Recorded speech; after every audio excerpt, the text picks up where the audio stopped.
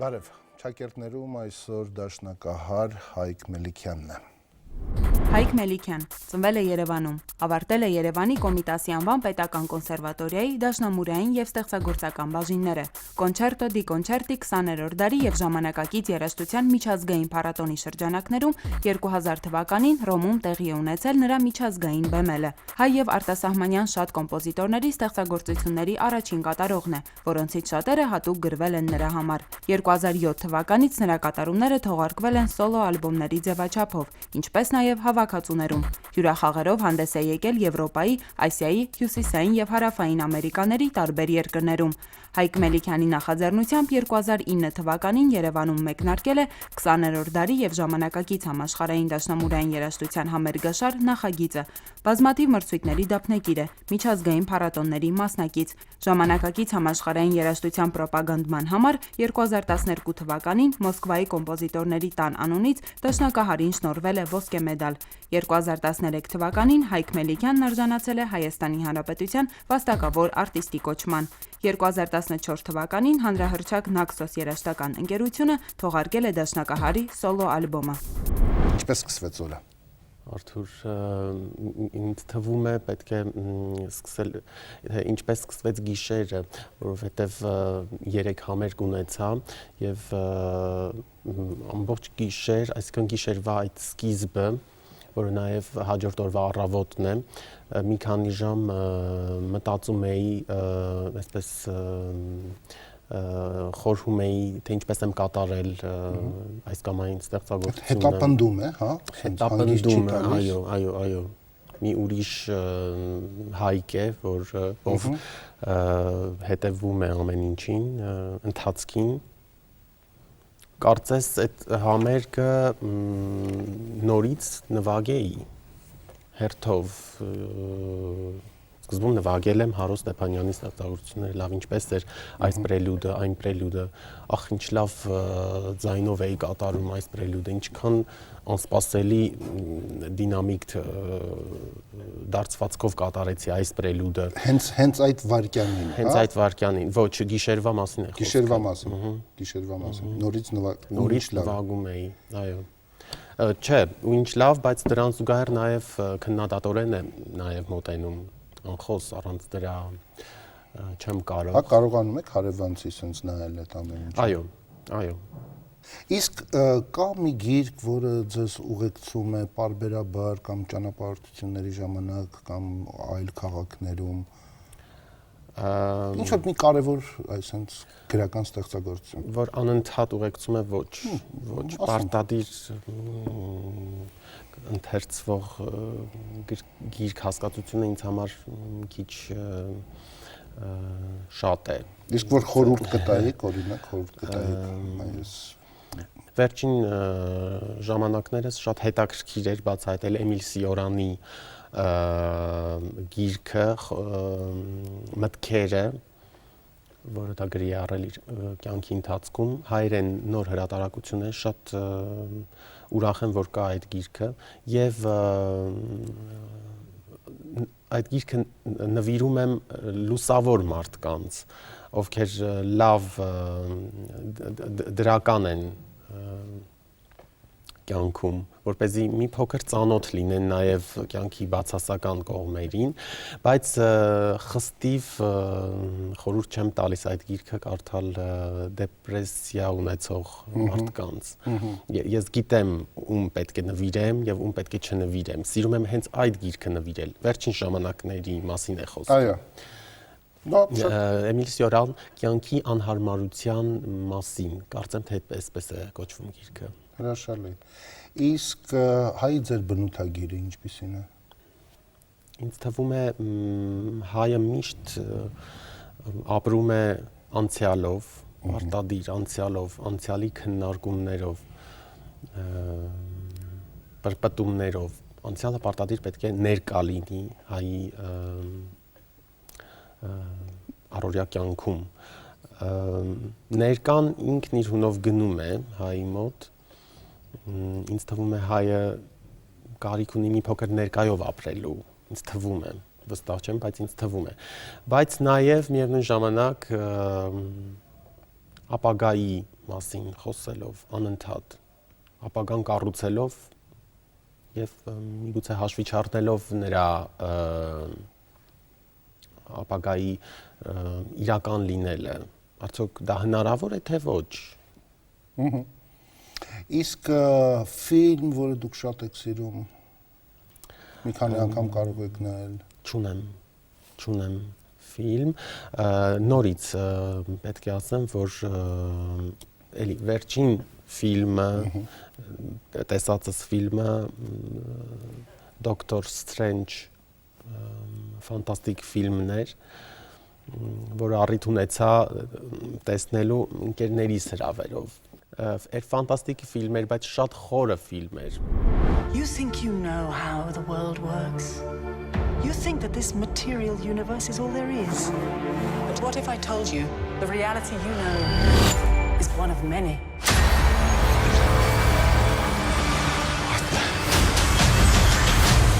This doesn't make any sense. Not everything has to, Doctor Strange. Through the mystic arts, we harness energy and shape reality. The Avengers protect the world from physical dangers. We safeguard it against more mystical threats. Come with me. Guy protecting this world, Mr. Doctor. Mr. Doctor. It's strange. Maybe. Who am I to judge? Եղել եք Արևմտյան Հայաստանում։ Ոչ չեմ եղել։ Շատ ուզում եմ լինել։ Շատ լսում եմ Արևմտյան Հայաստանի մասին, քանի որ հենց մենեջերիս Ալեքսանդրի ուրեմն նախնիները, պապերը Արևմտյան Հայաստանից են եւ նրա ծնողները հաճախ են լինում վերջին ժամանակներս գրեթե տարին մեկ անգամ լինում են Արևմտյան Հայաստանում եւ երբ ես նրանց հյուր եմ գնում հայրը Ալեքսանդրի մեծ այսպես հիացմունքով պատմում է Արևմտյան Հայաստանից ինքս ուզում եմ լինել, բայց ինձ թվում է ես դեռ պատրաստ չեմ ընկալելու, տեսնելու այդ ամենը, ինձ թվում է։ Կա աշխարհում մի քաղաք, որտեղ երազում եք լինել։ Ոչ թե քաղաք, այլ երկիր, միգուցե երկրամաս, Աֆրիկա երկրամաս։ Աֆրիկան շատ մեծ է։ Այո։ Աֆրիկայի կենտրոնական պետությունները, գուցե չեմ ասում Ալժիր, Մարոկոյի, այդքան հետաքրքրված չեմ այդ երկրներով, բայց որտեղ ջունգլիներ են, վայրի կենդանիներ, կուզենայի լինել այդպիսի երկրներում։ Իսկ Կիլիմանջարո։ Այո, նաև իհարկե։ Դրանց սիրահար եք։ Երբեք չեմ եղել, բայց ինձ թվում է ես պատրաստ եմ մեկնելու այդպիսի երկիր։ Այո, օրինակ հոգեբանորեն ես մի տեսակ կարծես թե պատրաստ չեմ լինելու Արևմտյան Հայաստանում հիմա, բայց հոգեբանորեն ես կարող եմ հաղթահարել Աֆրիկայի։ Տանզանիան կարող եք։ Ինձ թվում է այո։ Ինչ խմիչք եք նախընտրում։ Գինի, կարծում եմ գինի։ Այո, հատկապես սպիտակ գինի։ Իսկ խնջույքներ, խրախճանքներ, ասենց հայկական, ավանդական։ Հայկական ավանդական շատ չեմ սիրում, ավելի նախընտրում եմ ներկա գտնվել արևմտյան ոճի հանդիսություններին, որտեղ կարելի է շրջել, կանգնած բաժակը ձեռքին, զրուցել այս կամ այն հյուրի հետ, այդպես։ Իսկ ուտեստների նկատմամբ նույն հայկական ավանդական լի ճոխ։ Հա։ Ինչ վերաբերում։ Շատ եմ սիրում։ Եվ ամենաշատը։ Բայց սիրում եմ հատուկ հյուր լինել այդպիսի մի միջոցառման։ Որտեղ այդ հանդիսությունը ինձ նվիրված կլինի եւ ինձ այդպես կմեծարեն հա մադամները, քինքը, հոտը, իսկ հիմա այո։ Մրցանակներ, շքանշաններ, կոչումներ, ինչպիսի վերաբերմունք ունեք։ Ես ընդհանրապես այդպես դաստիարակվել եմ, վարժվել եմ, որ պետք է անպայման տարին 1, 2, 3 անգամ մասնակից լինեմ միջազգային մրցույթի, ոչ միայն միջազգային պատանի ժամանակ հանրապետական մրցույթների սկսել եմ ի վերջո դրանցից եւ շատ կարեւորում եմ իհարկե, շատ կարեւորում եմ։ Իհարկե դրանք բացասական նաեւ կողմեր ունեն մրցույթները, բայց բեմին վարժվելու հուզմունքը հաղթահարելու միակ ճանապարհը մրցութային բեմերն են, որտեղ մրցութային բեմը դա տարբերվում է համերգային բեմից ի վերջո։ Ինչպես ձայնագրման բեմը, անվանում ենք այդպես, խիստ տարբերվում է համերգայինից, այնպես որ մրցութային բեմը դա մեծ փորձ է եւ պարտադիր պետք է կատարողը անցնի։ Իսկ պարտվելը տենց դա կախված է արդեն անձից։ Ես հաղթահարել եմ, հանգիստ եմ շատ տարել, ինձ մոտ դա ստացվել է հանգիստ կերպով դուրս հանել։ Ձեր ստեղծագործական գործունեության ամենադժվար շրջանը ո՞րն է եղել։ Ինձ թվում է դժվար ժամանակաշրջան էր, երբ ես 7-ամյա դպրոցը ավարտեցի եւ ընդունվեցի Սպենդիարյանի անվան մասնագիտացված 10-ամյա դպրոց պետք է ավարտեի, որպեսզի այն փուլն էր, որ պիտի անցնեի դեպի կոնսերվատորիա եւ ընկա իմ ուսուցչի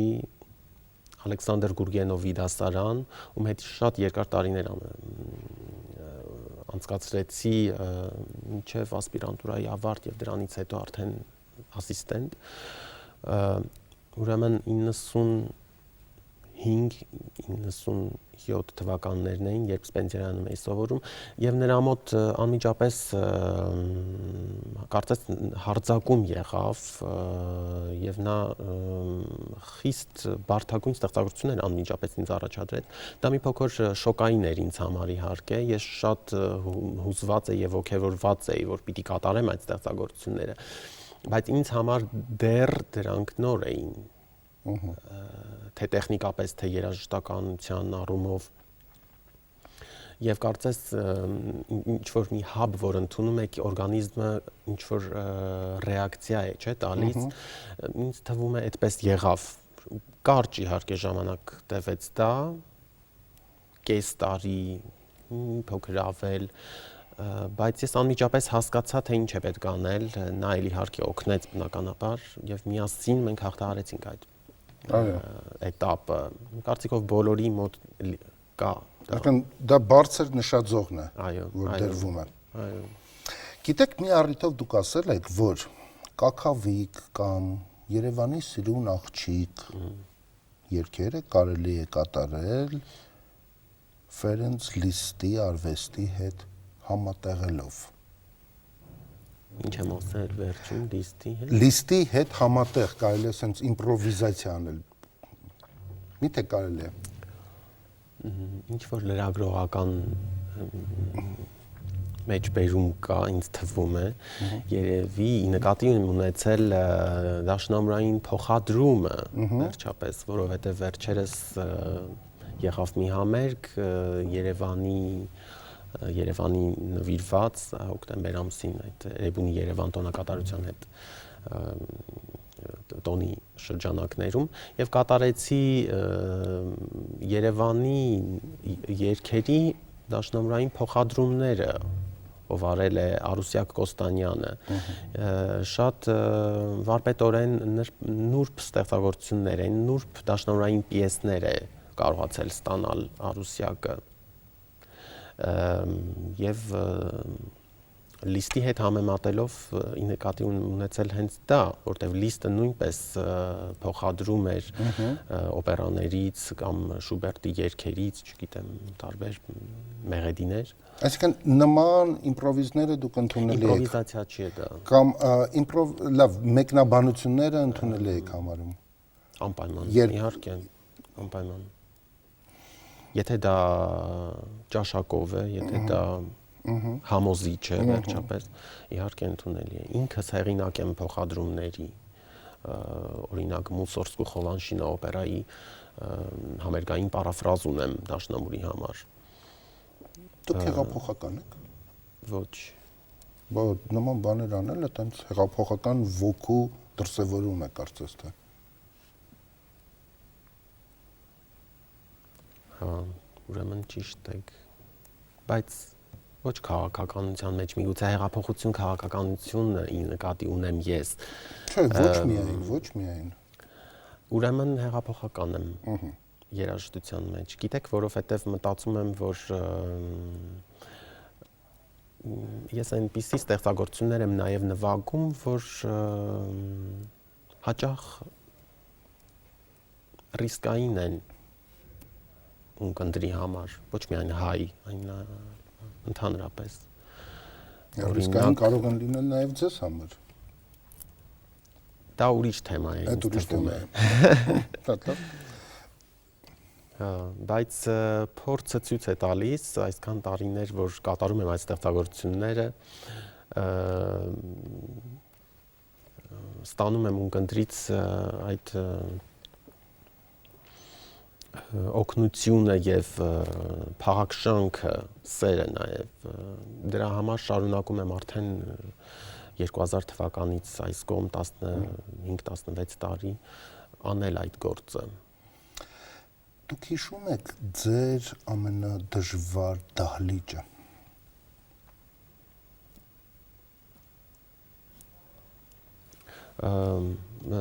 Դժվար դահլիճը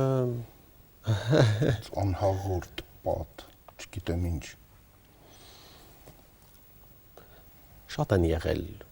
դահլիճներ, նորից կխոսեմ ավելի պատանեկության տարիներից, որովհետև այդ ժամանակ ձևավորվում էր փորձը, իսկ դժվար դահլիճ կարող է լինել ինձ թվում է, գուցե ինձ համար պատանեկության տարիների ելույթները։ Ասենք են հաշվետու վերջին համերգը, հա? Դա? Այո, կարող է լինել։ Դիպլոմային իմ քննությունը կոնսերվատորիայի շատ տոնական քննություն էր, բայց երբեք դեպրեսիայով կամ բացասական էներգիայով ուղեկցված չի եղել դա դժվար, բայց դրական։ Հասկացա։ Իսկ մեր ողջ քաղաքակրթական դաշտում կա որևէ մեկը, որի գործունեությունը ձեզ համար օրինակելի է։ Այսօրվա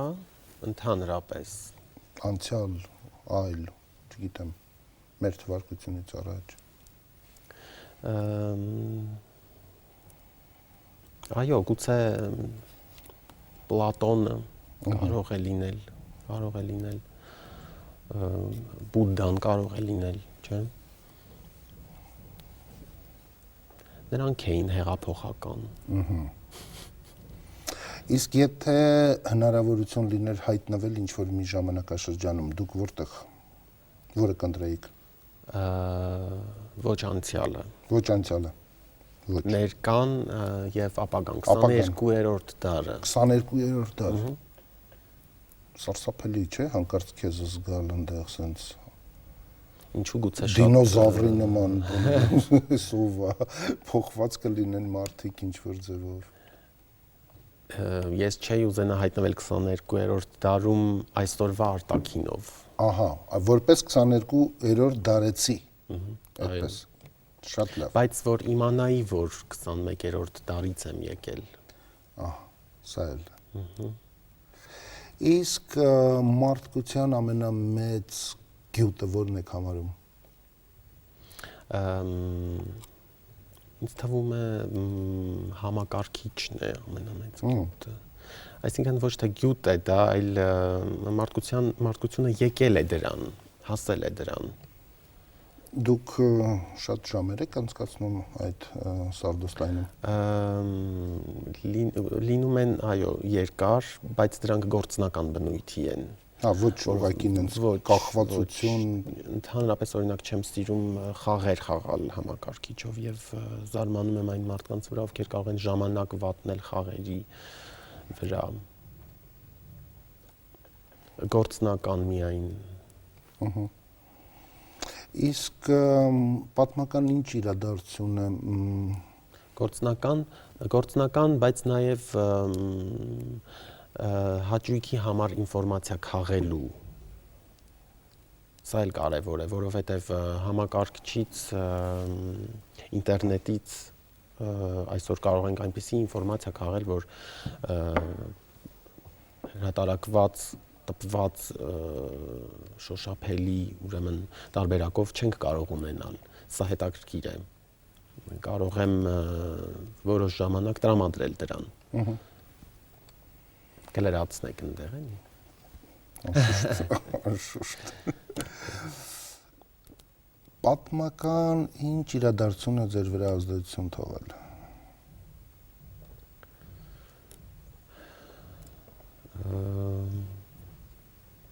Պատերազմների ուրեմն թեմաները ինձ թվում է հետաքրքրությամբ եմ կարդում եւ ուսումնասիրում նաեւ ինտերնետից համաշխարհային երկրորդ պատերազմը իհարկե հետաքրքիր է ուսումնասիրել դա նաեւ կապված է հрьяաների ցեղասպանության հետ շատ ազդեցիկ տեսանյութեր կան որոնք ուսումնասիրել եմ դիտել եմ բայց նաեւ իհարկե Բաքվի իրադարձությունները ես երբ մանուկ էի հիշում եմ այդ օրերը երբ մեզ այցելեցին մեր բարեկամները Բաքվից եւ դա վատ տարիներ էին վատ հիշողություններ կան տպավորություններ կան ոչ այսինքն չենք ունեցել մահ բայց իրավիճակը լարված էր եւ ընտանեկան այդպես լարված իրավիճակ էր երբ այցելեցին փախստականներ դրանք բացասական տպավորություններ են Կա մի նկարիչ որի արվեստը ձեզ շատ հոգեհարազատ է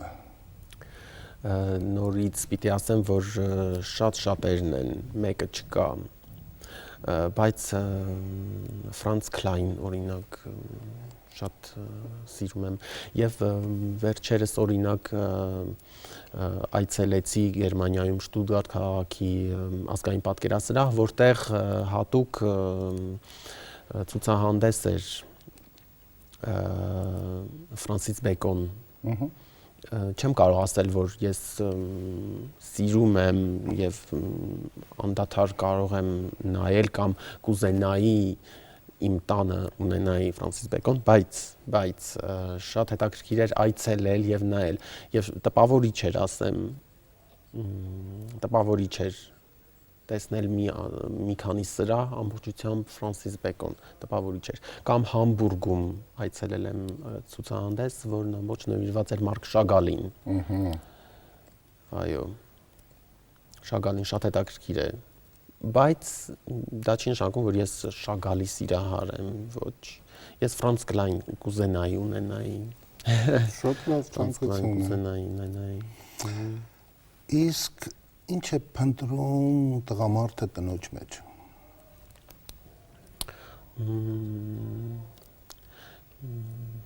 միանշանակ չէ ամեն ինչ ինձ թվում է անձից է կախված բոլորս տարբեր ենք մեկը կարող է ծնող փնտրել մեկը ընկերուհի գործընկերուհի հարևանուհի մեկն էլ իրապես սիրուհի կարող է փնտրել Ինչ է պակասում Հայաստանին Այո ինձ թվում է վստահ եմ որ բազմազանությունը ամեն առումներով երբ որ Փարիզում եմ լինում այդ բազմազանության մեջ հագենում եմ չափից դուրս բազմազանությունը միգուցե լավ չէ, բայց չափի մեջ իհարկե գեղեցկացնում է քաղաքը, հարստացնում է քաղաքը։ Փարիզը հենց դրանով է Փարիզ, իր բազմազանությամբ, իր կեղտով նաև։ Բայց ինձ թվում է Փարիզը սահմանին է։ Գուցե մի փոքր էլ լավ անցել է սահմանը, հաշվի առնելով վերջին իրադարձությունները համաշխարհային մասշտաբով։ Հա։ Դժվար հարց է սպասվում։ Հա։ Երաժշտական որ ստեղծագործությունը դուք հաճույքով կարող եք լսել։ Բայց դա դժվար հարց չէ։ Չէ։ Չէ։ Չէ։ Բայց մի ստեղծագործություն պետք է։ Անպայման պետք է ասեմ։ Այո։ Ես էլ պատրաստվում եմ ասել ինչպես նշեցի։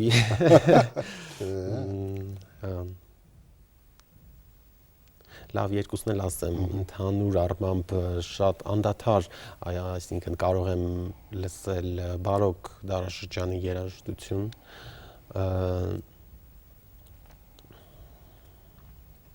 օպերա, բարոկ արիաներ, ձայն ընդհանրապես եւ նաեւ գործիքային երաժշտություն, իսկ եթե ավելի կոնկրետ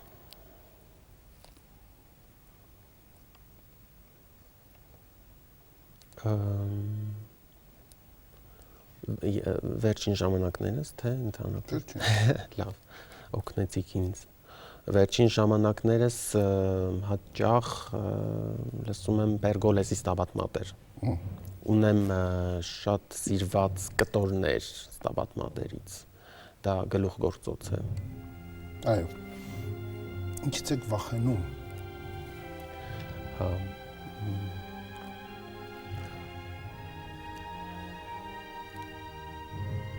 վախենում եմ տարբեր բաներ կլինեն, որ կարող եմ վախենալ, բայց վախենում եմ այնպիսի բաներից, որոնք կախված չեն, որտեղ մարդու դերը, գործոնը չկա, այսինքն կատակլիզմներ, տարերային աղետներ, այո, մասնավորապես երկրաշարժ, իրապես վախենում եմ, չեմ ցանկանում, որ մարդիկ մահանան դրանից, կուզենայի գտնվեին ավելի այն հնարները, որոնք կկանխեին դա, կցանկանայի, բայց ինքս եթե ավելի սեղմ, ավելի ինքնամփոփ, վախենում եմ առնչություն ունենալ ոչ պրոֆեսիոնալ մարդկանց հետ ունենալ այդ պահերը, որոնց հաճախ հավասարվում ես, փորձում ես իրեն նման լինել, որպեսզի գործը արագ լինի, շտկվի, դու կատարես նրա աշխատանքը,